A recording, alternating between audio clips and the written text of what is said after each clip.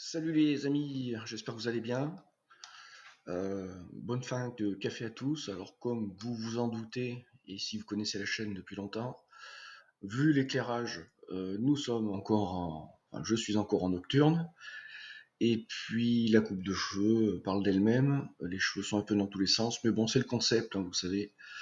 On n'est pas là pour soigner la forme, on est là pour parler du fond. Alors j'avais envie de parler avec vous aujourd'hui d'autonomie numérique, hein, ou de résilience numérique ou de résilience en matière d'information, enfin que ce soit dans la matière de distribution de l'information ou bien de la récolte d'informations. Alors ce sujet, j'avais envie de le traiter parce que nous vivons une époque où si vous utilisez comme moi massivement les réseaux sociaux, vous vous êtes aperçu qu'il y a une censure absolument épouvantable. Et vous vous êtes sans doute rendu compte, si vous utilisez par exemple les moteurs de recherche, ce que l'on va faire quand même quelques secondes, comme Google, donc que lorsque vous trouvez du contenu qui ne soit pas du contenu officiel, c'est-à-dire estampillé, voilà, et ben vous serez dans la possibilité de le faire au travers du moteur de recherche Google, et quasiment de la même façon sur YouTube. Alors je sais, il existe d'autres moteurs de recherche pour trouver des informations qui fonctionnent encore. J'en ai écouté parler d'un hier d'ailleurs par quelqu'un sur internet, DuckDuckGo, quelque chose comme ça, je me rappelle plus le nom, je l'ai utilisé, mais bon, tout de suite j'arrive à faire mon affaire, et peut-être que d'ailleurs les moteurs de recherche ça sera l'occasion d'une prochaine vidéo, mais je vous invite dans cette vidéo à bien sûr à partager vos informations en commentaire, c'est-à-dire des liens vers d'autres outils. Ça c'est une première chose.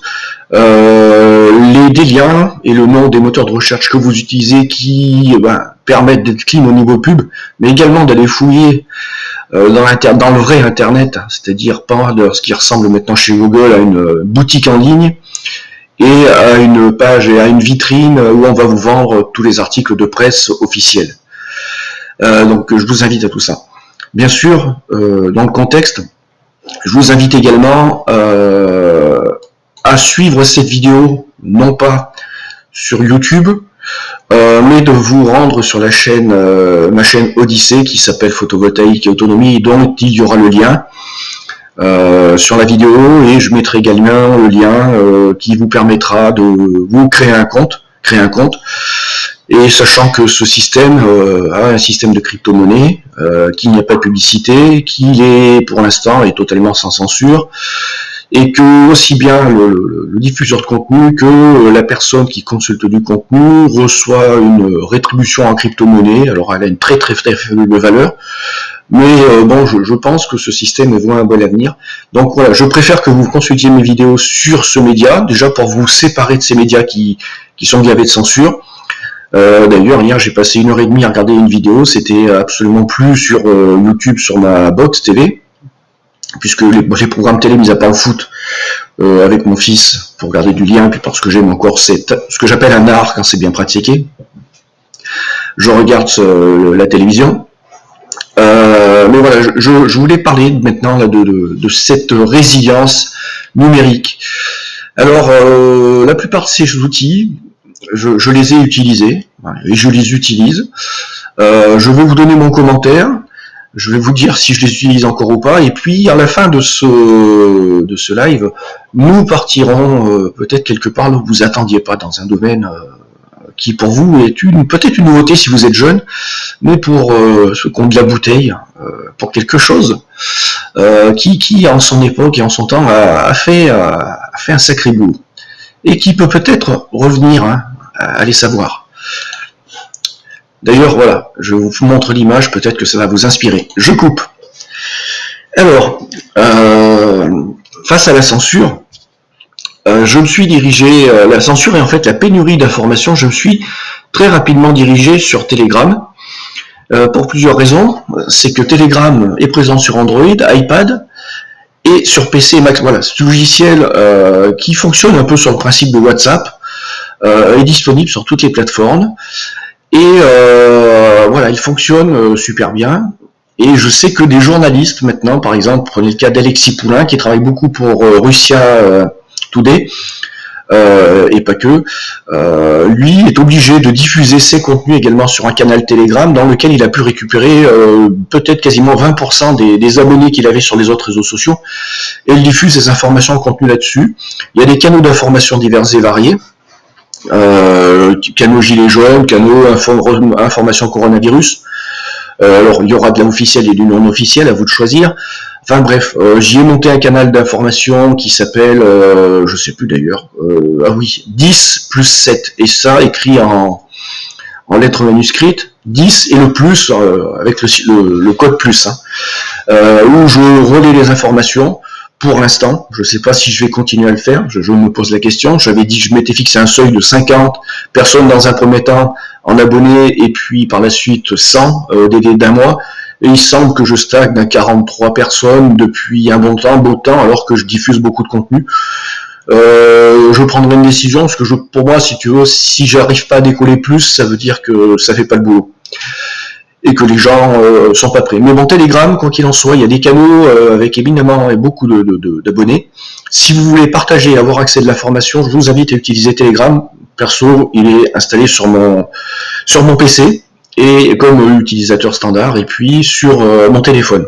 C'est un outil excellent. Alors, on avance. Et bien sûr, alors il y a le média dont je vous avais parlé, c'est le concurrent libre et rémunéré en crypto-monnaie Odyssey, qui est en train d'être le vrai refuge des personnes qui ont été chassées de YouTube. Alors cet outil, j'ai fait plusieurs vidéos dessus, je vais en parler 2 minutes. Cet outil fonctionne super bien, il y a des logiciels, le seul truc tout de suite, les 2 points noirs pour l'instant, mais qui devraient être réglés, c'est l'absence d'application pour iPhone, dans un premier temps, mais ils sont en train de développer. Autrement, c'est présent sur toutes les plateformes et tous les OS. Le deuxième point que je voulais donner, je me rappelle plus. Alors par contre, oui, pour ceux qui veulent consulter sur iPhone, sachez que la plateforme, elle s'adapte parfaitement au format de l'écran de l'ordinateur.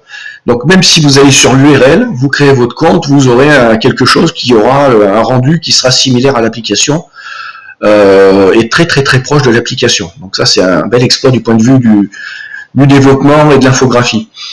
L'autre point noir, c'est que cette application, contrairement à YouTube, pour l'instant ne permet pas de faire de live. Et à ce que j'ai vu dans les phases de développement, c'est prévu. Certains se plaignent de lenteur. Personnellement, j'ai une connexion 15 mégaoctets secondes, et je n'ai pas plus de lenteur que sur YouTube. Voilà. Donc et sur téléphone, ça marche très bien. L'application qui fonctionne avec ce système, c'est l'application LBRY. Voilà, j'appelle les lettres LBRY.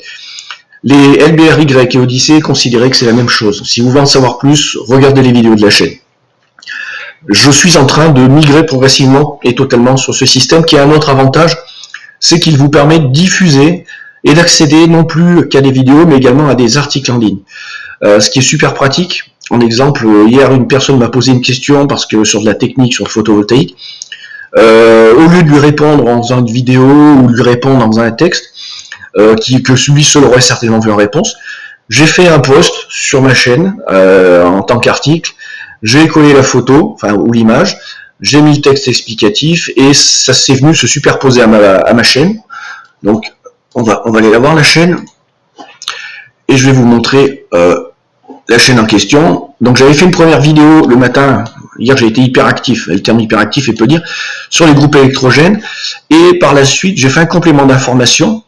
Ça c'est voilà, j'ai fait un complément d'information, et puis également on avait parlé, et là c'est un complément d'information sous forme d'article. Et dans la même journée où j'avais fait une vidéo sur les retours d'expérience de batterie Pilontech, d'ailleurs qui a un problème d'encodage, qui sera corrigé dans les prochaines versions. Enfin, dans celui-ci, ça restera comme ça. Si vous voulez la visionner, vous visionnez ça avec les outils, plutôt avec du Chrome, Google Chrome, et ça devrait passer. Et pour répondre à cette personne, au lieu de faire une vidéo, j'ai fait une copie d'écran, voilà, toute bête, on va ouvrir. La photo s'est ouverte, vous voyez, j'ai mis le petit truc, le petit encart, et puis en dessous, en commentaire, il y avait des explications si nécessaire. Donc ça, c'est quand même pour moi un truc qui a un gros plus et un gros avantage sur Odyssey et Elbri, donc qui sont quasiment une seule et unique chose, bien que je vous encourage à utiliser Odyssey. Hein. Pour générer du contenu et tenir une chaîne et faire de l'actualité, faire de l'interactif et du vivant.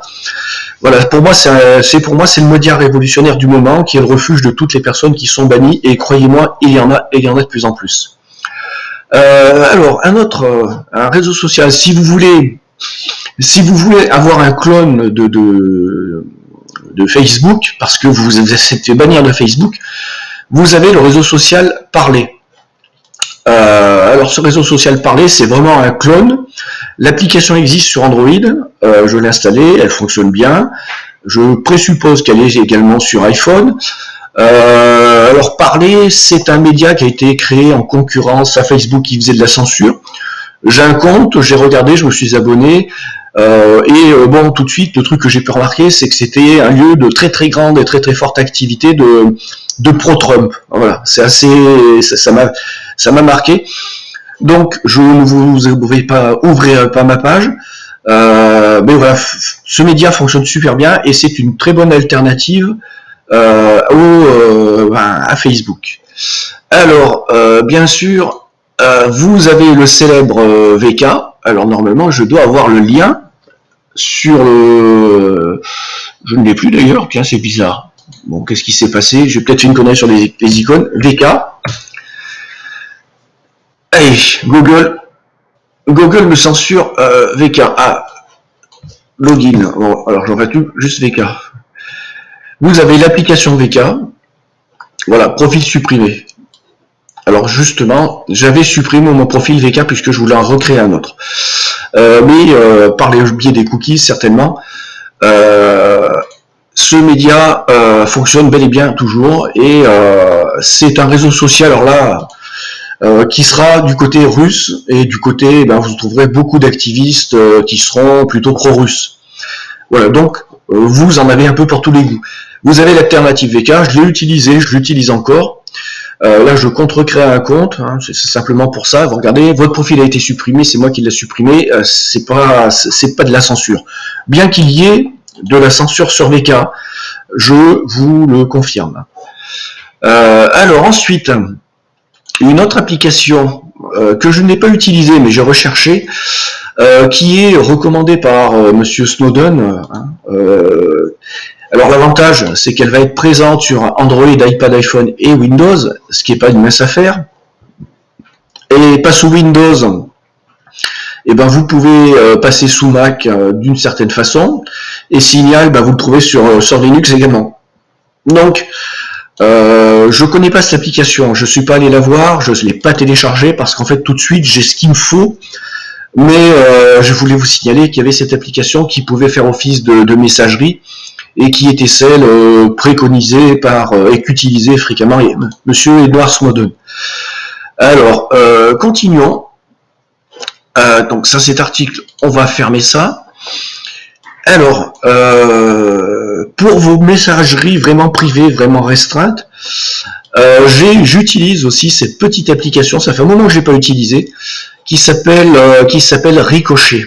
Alors l'inconvénient de cette application, parce qu'elle en a un, c'est que vous ne la trouverez pas sur Android et vous ne la trouvez pas sur Mac. Il faut exclusivement sur iPhone. Il faudra exclusivement utiliser ça sur un ordinateur. Et c'est un peu le désavantage. Je l'ai utilisé à l'installer sur ma bécane.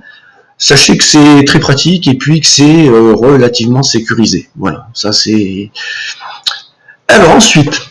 Là, on a parlé des applications. Je pense et j'espère que vous allez m'en apporter d'autres en commentaire. Si possible, postez vos commentaires sur la vidéo qui sera sur Odyssey. Hein, voilà. Je vous fais confiance et d'ailleurs, je vous remercier. Vous êtes nombreux à avoir migré sur Odyssey pour suivre ne serait-ce que ma chaîne. Donc ça, je vous en remercie. Puis je remercie les personnes futures qui vont me rejoindre sur la chaîne Odyssey qui s'appelle photovoltaïque et autonomie. Vous n'aurez pas trop de mal à me trouver parce qu'en fait, vous tapez photovoltaïque. Pour l'instant, je suis le seul et l'unique. Ça rime. Oh. Je sais, je suis nul.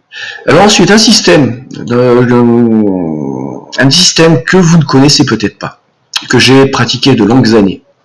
C'était à mon époque où, avant Internet, on utilisait beaucoup la CB, et je faisais entre autres ce qu'on appelle du packet radio. Alors packet radio, on va faire court, c'était en fait l'Internet, avant l'Internet, mais par onde radio et par signal radio. Et pour ce faire, vous avez bien besoin d'un petit poste radio-émetteur, pas forcément très gros. Vous avez besoin d'une antenne et vous avez besoin d'une interface qui se connectait d'un côté à la place du micro, donc un connecteur micro, et de l'autre côté qui se connectait sur le haut-parleur. Et cette interface, alors il y avait l'interface de base qu'on appelait une Bicom, qui coûtait 10 francs à l'époque en composants électroniques. Vous aviez cette interface, même pas 10 francs, c'était 5 francs, c'est pour vous dire. Alors cette interface permettait de faire du 1200 baux. On est sur des vieux termes, hein. Des 1200 baux, donc c'était un très très lent débit. Elle permettait également, en fonction du logiciel que vous utilisiez à cette interface, de faire soit de l'échange en mode chat, je discute, comme vous le faites avec vos messageries instantanées, mais elle permettait également de changer des informations et d'utiliser des relais, ce qu'on peut appeler des routeurs, qui eux avaient non pas une petite carte de base, mais une carte plus évoluée, qui en faisait ce qu'on appelait une BBS, Bulletin Board System. En fait, une BBS, c'était ni plus ni moins qu'un routeur, en fonction de son paramétrage, qui permettait de relayer votre information. Donc ça serait un routeur. Alors ça serait un routeur un peu comme sur Internet. Vous avez ces routeurs, ces serveurs qui servent à savoir qui est connecté ou pas et où rediriger l'information. Et s'il y en a un qui tombe, vous passez par l'autre. Donc vous aviez des applications qui permettaient à la fois de faire serveur, voilà, serveur BBS, pour relayer ou contenir de l'information, et puis vous aviez des applications pour faire de l'utilisation standard. Et le territoire français était sur le 27 MHz, on va dire correctement quadrillé par des amateurs qui, sur le 27 MHz, il y avait un canal qui était dédié dans la bande légale, et les amateurs étaient sur cette fréquence-là, et laissaient leur poste, et puis ça te permettait de recevoir des messages, d'en envoyer, voire de télécharger des fichiers et des images. Alors il y avait cette petite carte Bicom, je ne sais pas si je vais la trouver. Carte, je crois que c'est son nom, carte. C'était Bicom, hein. Ouais, Bicom. Je vais essayer de vous, on va essayer de trouver des images. Je sais pas si, alors là vous voyez les images qui sont là, carte Bicom. Je vois pas trop. On va taper schéma. Là ça va pas. Peut-être qu'on va tomber dessus. Voilà. Build your own radio Bicom. Et ben on va aller sur ce lien. Homemade. Alors voilà en gros les composants que vous aviez sur cette fameuse carte. Alors cette carte, elle permettait de faire du 1200 baux, pas plus.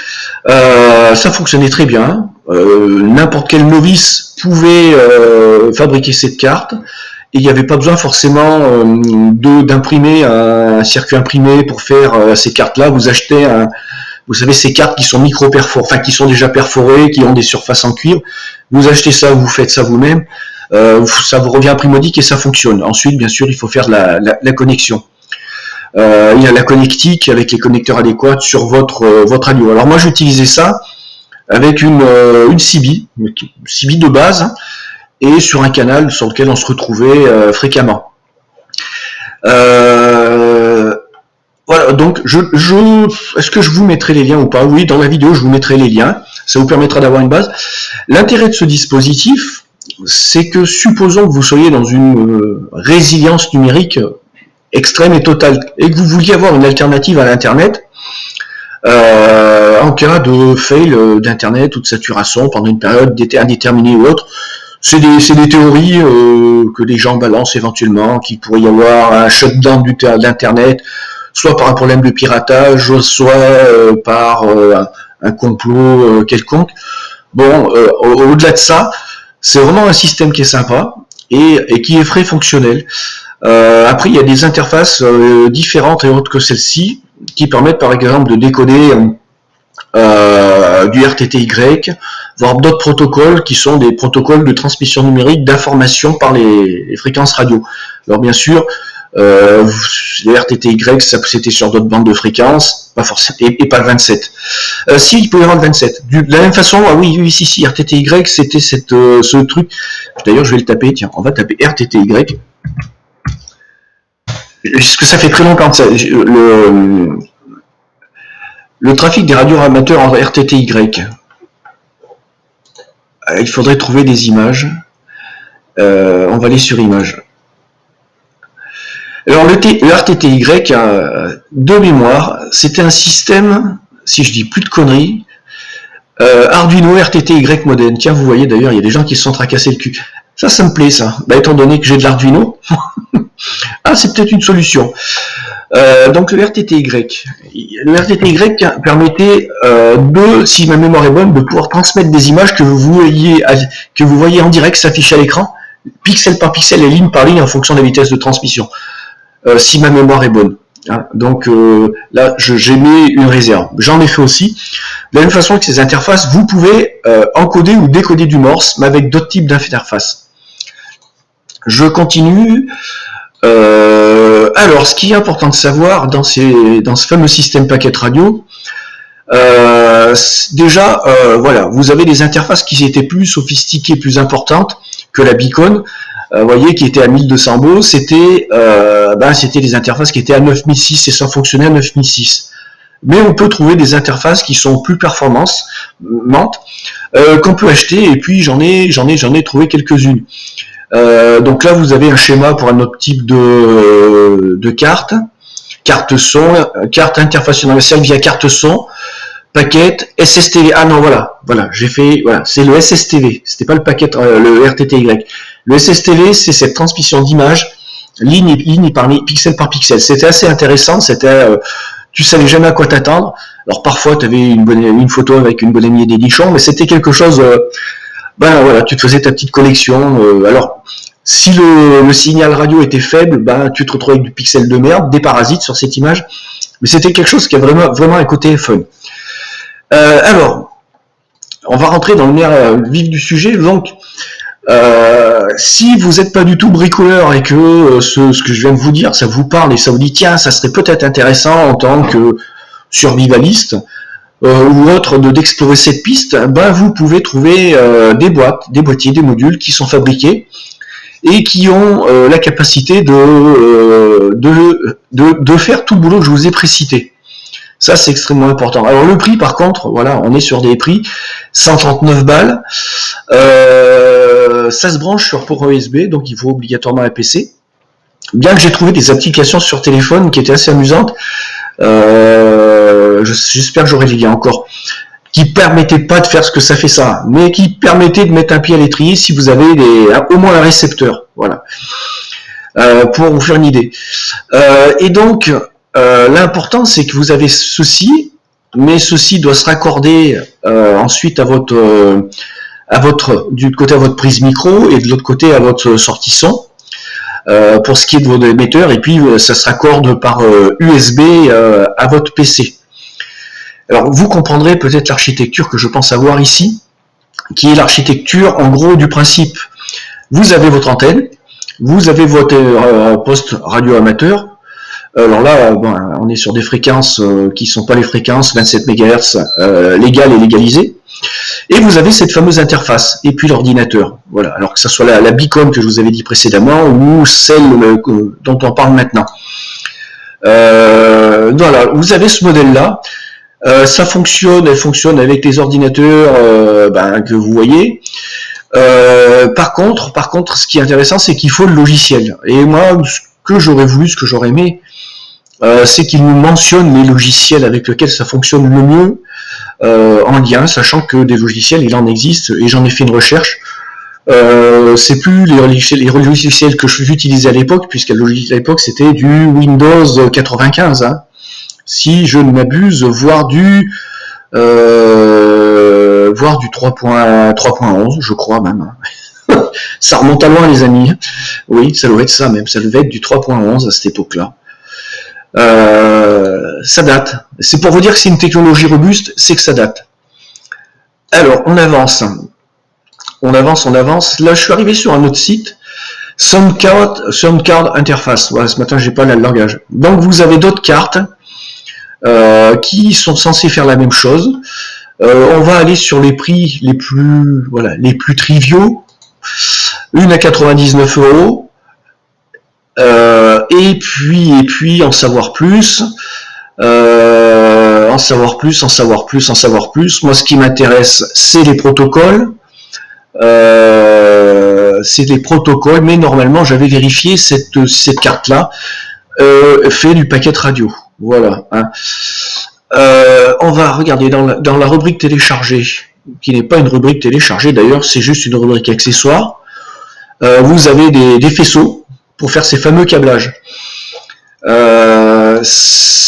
On retourne sur la fiche produit. Je voudrais vraiment tourner, regardez, alors isolement galvanique, radio, ordinateur, bon ok, impeccable. Le seul signal connu généré par l'horloge du circuit est un battement 144 MHz. Bon, ça c'est pas pour la fréquence radio, je pense, parce qu'en fait la fréquence radio va être celle sur laquelle vous allez émettre avec votre poste, sur le bouton sur lequel vous allez tourner. Donc voilà, vous avez ici une interface, et puis bien sûr, comme j'ai fait le boulot, j'ai tapé application paquet radio, et je suis tombé sur un endroit où on peut trouver une multitude d'applications, donc Amscope, WinPack, WinTNC. Celle-ci me parle, je vais l'ouvrir, le nom me parle. WinTNC, le nom me parle, mais me parle franchement. Donc c'est une application qui ne doit pas être toute jeune. La question à se poser, ça va être la compatibilité avec les OS de maintenant. Ça, c'est point d'interrogation. Donc voilà, vous avez tout un tas d'applications. Il y a une recherche à faire. Moi, je suis plus dans le paquet radio. Si je devais m'y remettre, je m'y remettrais allègrement, mais bon, on peut plus tout faire. Et voilà. Donc on avance. Ça, je vais fermer ce lien. Est-ce que celui-ci, voilà, là c'était une copie d'écran sur un autre logiciel. RTTY Software. Alors le RTTY, il faut que je me rappelle ce que c'était.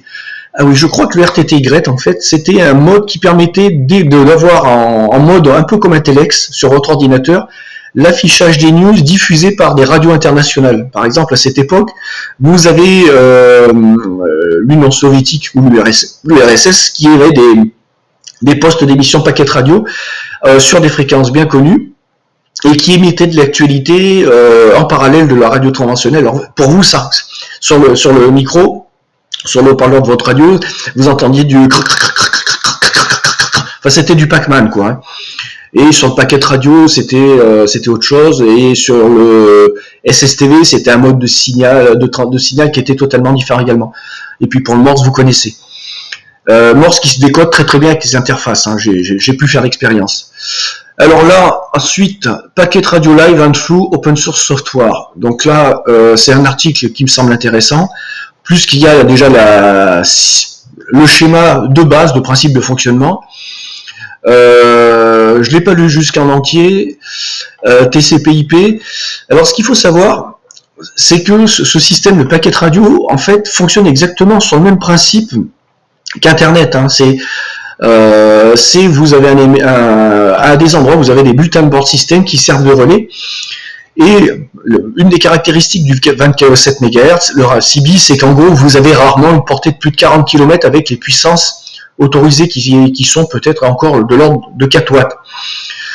Et donc, si vous vouliez communiquer, par exemple, en faisant par paquet radio et transmettre une information à quelqu'un qui pouvait être à Marseille, eh ben, il fallait passer, par exemple, moi je passais par une paquet radio qui était sur la région de Lyon, Lyon-Saint-Étienne, et celle-ci, elle, avait été connectée à une autre qui était un intermédiaire, et comme j'avais une antenne directive, donc avec un fort gain, je savais qu'en m'orientant là-dessus, je pouvais augmenter la puissance de mon émission et de réception sur la station en question de Lyon, qui était H24 allumée, et je pouvais accéder par relais à d'autres personnes. Voilà, en fait, c'est un mécanisme assez génial. Alors, les débits de transmission, il faut le dire, sont relativement faibles. Hein. Les interfaces les plus performantes, on est en dessous des 30 000 baux, 29 600 si je ne m'abuse. Ce qui est lent pour faire de l'internet like, mais pour faire de l'échange d'informations et maintenir une activité numérique et pouvoir continuer à échanger numériquement des contenus d'une façon alternative ou en cas d'effondrement de la système et en parallèle, franchement, c'est un système qui a fait part de sa robustesse.